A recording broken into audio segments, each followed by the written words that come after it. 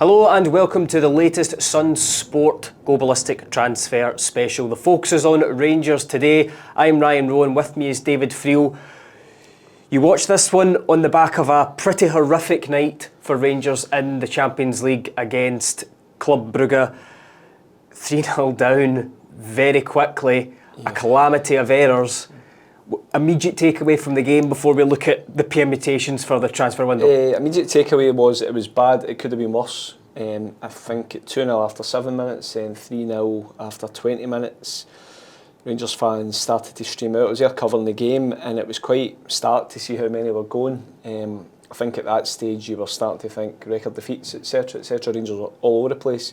Bruges had more chances. Rangers did pick up a bit towards the end of the first half and in the second half in general, but the game was over by then. I think Bruges did take a foot off the gas. Obviously Rangers weren't happy with the Jadon Gassama disallowed goal. It was the right decision, although it does seem harsh, it was the right decision.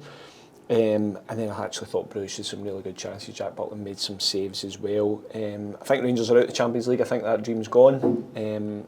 I just can't see them keeping a clean sheet in Belgium, and I don't think they've got enough to go and get the result they need to overturn what happened.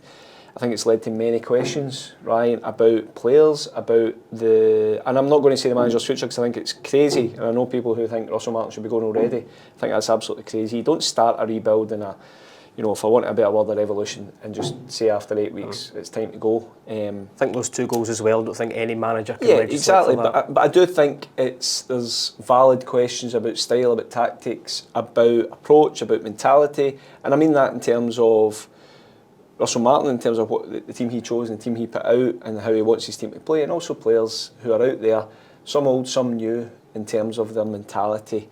Speaking of a Rangers fan last night after the game, he was actually more annoyed that Rangers started to play when 3-0 down than they did at 0-0, and he says it's easy when you're 3-0 down and the game's obviously gone and you're chasing it.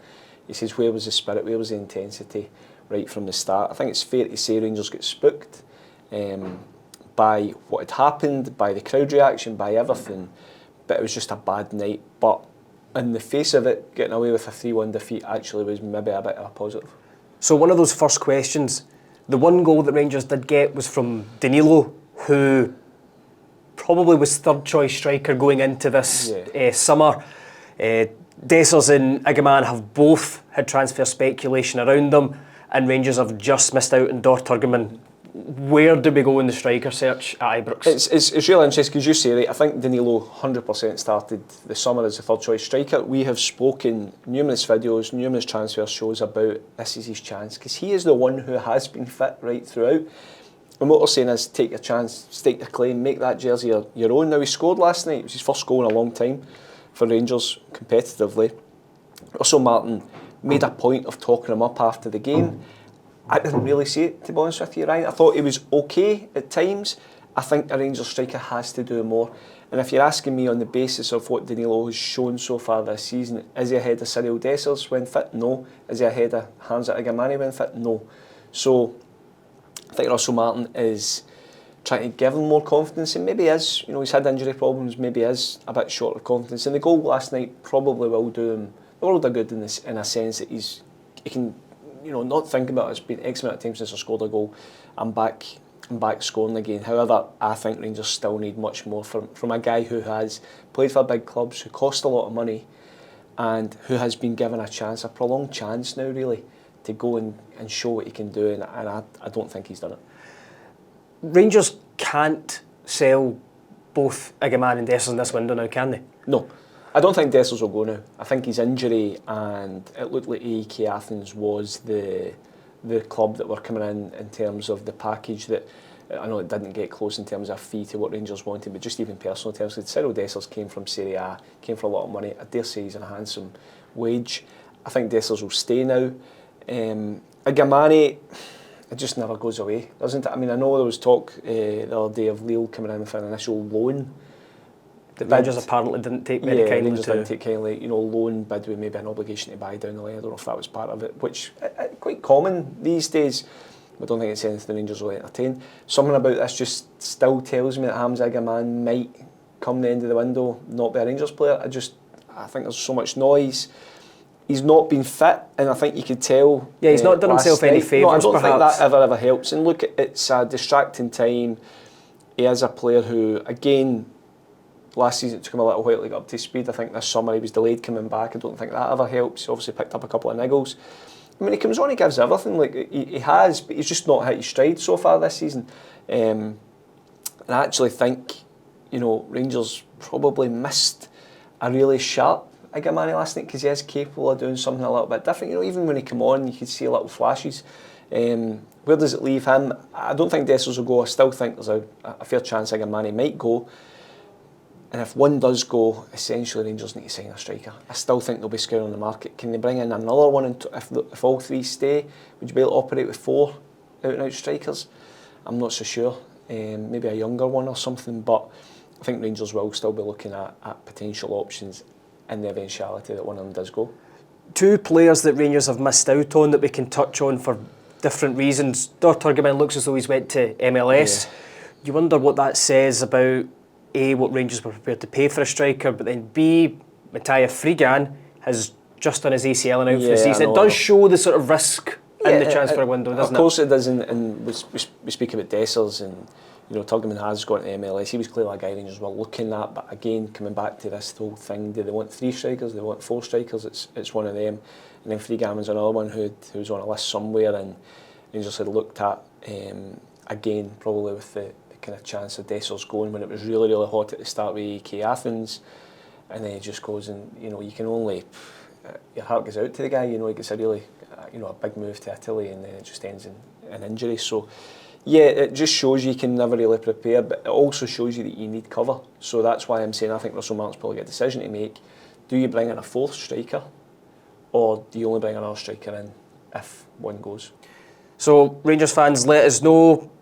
Is there anyone out there that you want Russell Martin to sign? Let us know in the comments. Would you settle for a loan? And on that subject, quite a lot of chatter about the fact that 3 of the Rangers back 4 last night is a loan. I'll say I don't actually see a huge problem with it. If you think about maybe like the NFL, which is where the guys have came from, or certainly Prague Marat, if you can't get the quarterback of the future, you maybe get a 1-year rental. But it's just odd that you would have that in 3 positions out of the 4, I suppose. I don't want to contradict myself, because I've been pretty consistent over the summer in the shows talking about I don't mind loan moves, and I've always said Rangers, as you say, Ryan, need to get best short term player you can get in, while also having an eye in the long term. But I do take on board, and it was getting pointed out last night, that 5 defenders played for Rangers last night. James Tavernier's out of contract at the end of the season. John Souttar's out of contract at the end of the season. Max Allen's is a loan. Jaden Mahoma is a loan. And Nasser Giga is a loan. Now, that's not great for forward planning. So I fully take on board. As I said, I don't mind loans, but I can understand why people are starting to say, well, this is just kicking a can down the road. The defence, you need a solid defence. You need to build from the back. That's always what's been said, or always what is said when people are building teams. And it looks very short term. I just wonder, I'm sure we're going to talk about it, but I just wonder whether there's another centre-half to come in now. Given that, I think I gave Nasser Giga the kiss of death, because I talked him up and talked to him about how he was a defender and never get any trouble. Then he got a red card, and then he wasn't great at certain times in other games. And then last night, obviously, the mix-up with Jack Butland. I'll blame the keeper. I always blame the keepers. But I think, I just wonder whether there is an experienced centre-half to come in. And I definitely think that if Yilmaz and Yefti, who's obviously Yefti very close to exiting, and Yilmaz completely out of the picture, I think if they go, Rangers need another left-back, surely. Because are you going to just operate with, essentially, a 19-year-old who, by all accounts, is a very good player, very promising, but that's a lot to ask, given the amount of games Rangers are going to be playing this season. And we've seen that the Max Allen's experiment doesn't work. So I think they're Russell Martin, I know Manny Fernandez is here, but a very young player, clearly one for the future. Rangers paid a bit of money for him. But I would look at that, given the amount of games Rangers are going to have to be playing, and the defensive issues that they've had so far. You can't just blame the defence, it's part of a team structure, but Rangers give up a lot of chances. I do wonder whether he looks at the loan market, I suppose, if you're not going to get the cash there to go and spend. I wonder if he looks and looks to strengthen. There is an experienced defender at Rangers right now, Ben Davies, that is completely out of the picture. Yeah. Where do we see that one going? Could it be in 3 weeks' time Russell Martin is having to call on him, or do you see it as Ben Davies done? I would never say never, but he's so far out of the picture. I genuinely, and I mean this week, I'd forgotten about him until a story came up the other day about QPR looking at him. I think it was Oxford as well. I mean, Kieran Dowell, he was at Birmingham last season along with Kieran Dowell, and Kieran Dowell has been playing and has been in team and out of the team, but he's been part of things. Ben Davies just hasn't, and you start to wonder. I mean, Yilmaz, I mean, where is he? You know, it becomes Rangers clearly have their short on options there because we're ruling those guys out. So I can only see it ending one way, that Ben Davies is allowed to leave, whether it's permanently, whether it's on loan. Again, a guy that came for Liverpool will be on very, very good wages. So he's more than entitled to say, well, if I'm going to go, I want X amount of money. It was the same with Robin Propper right at the start. Robin Propper eventually got a longer deal at the club of FC20 when he went to. So I see it ending in Ben Davies probably going, but it wouldn't surprise me if come the final couple of days he goes on loan somewhere. This centre-back position that you mentioned, I suppose that's, like Celtic have spent money there, but even Carter Vickers came in on a loan and he was a fair age. I mean, if you look at the one sort of out-and-out centre-back that Rangers have been linked with was Noble Mendy, who was 20 years old and had played a grand total of maybe 180 La Liga minutes.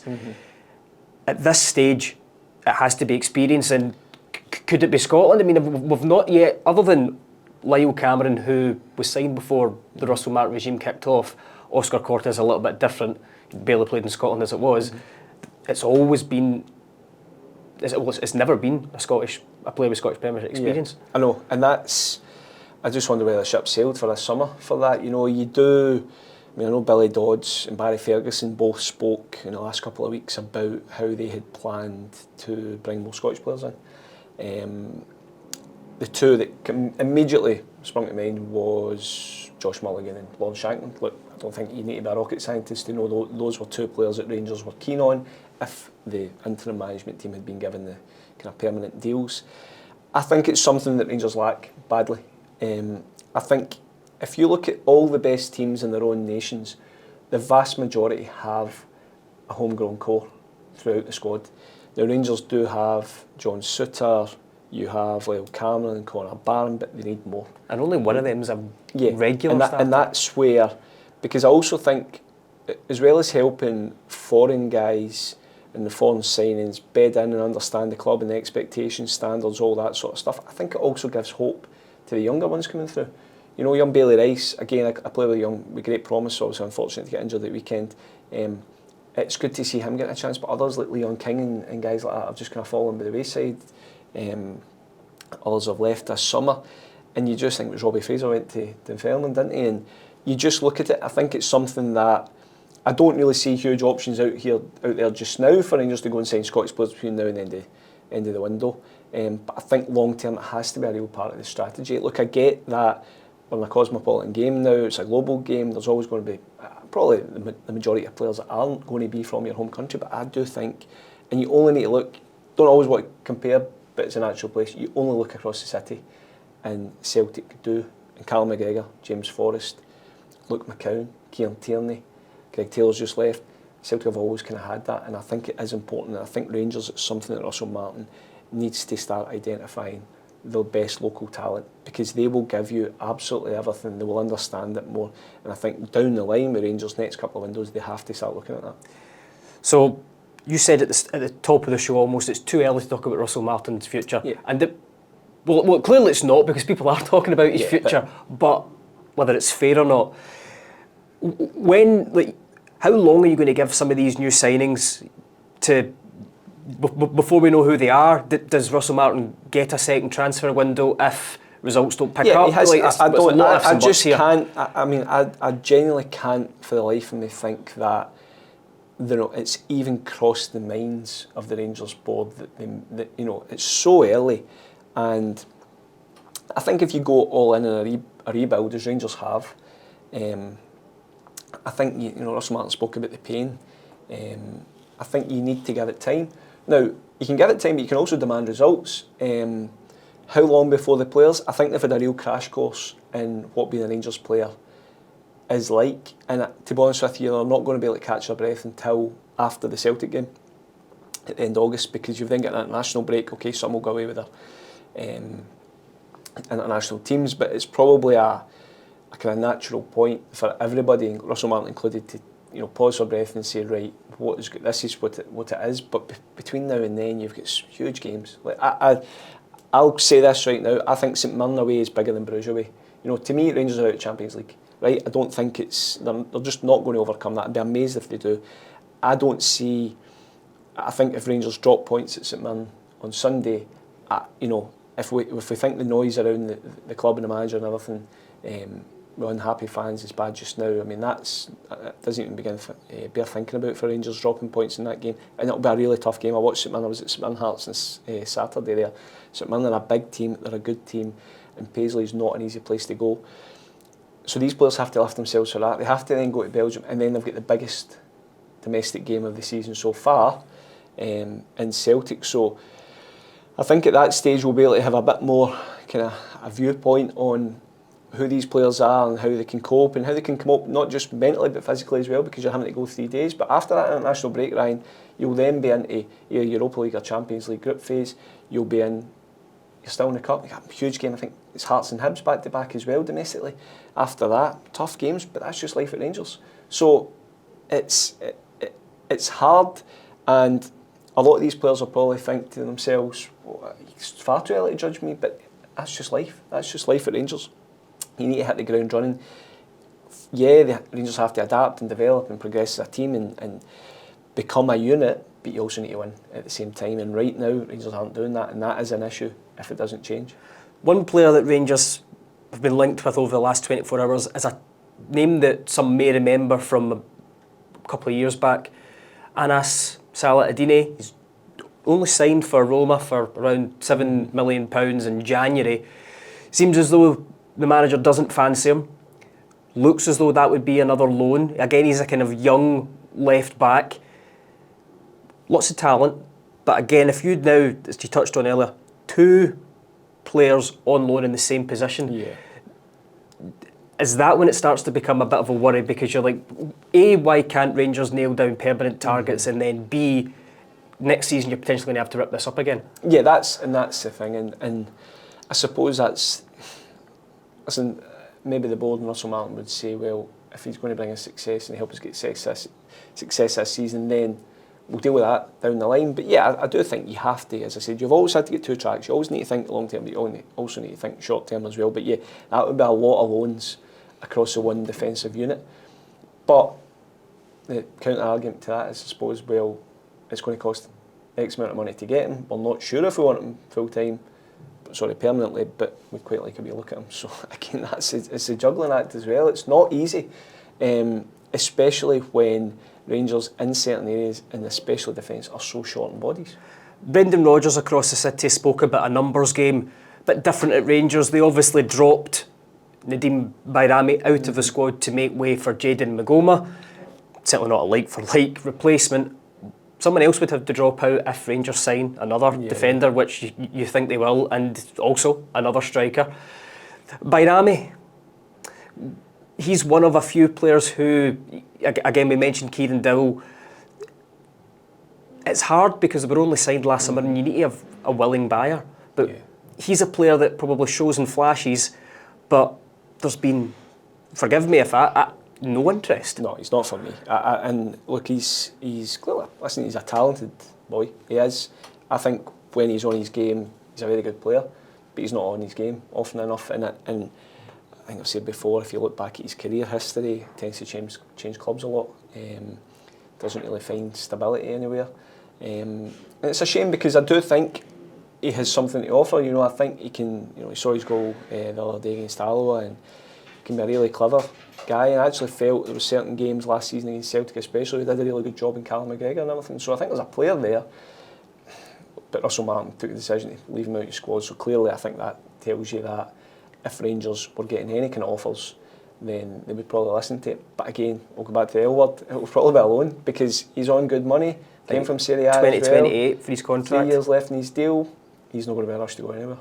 So Rangers fans, a lot to digest. It's been a painful week looking at the Champions League result, and of course There's still another leg of this one to go. Let us know in the comments the kind of business that you want to see the club doing, and indeed your thoughts on the early window so far, how players have looked, and do you agree or do you see a potential improvement in the team and how these players will look going forward.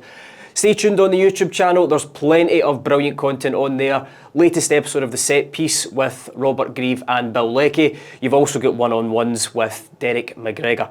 In the meantime, thank you for watching, and get on to scottishsun.co.uk/sport for all the latest news.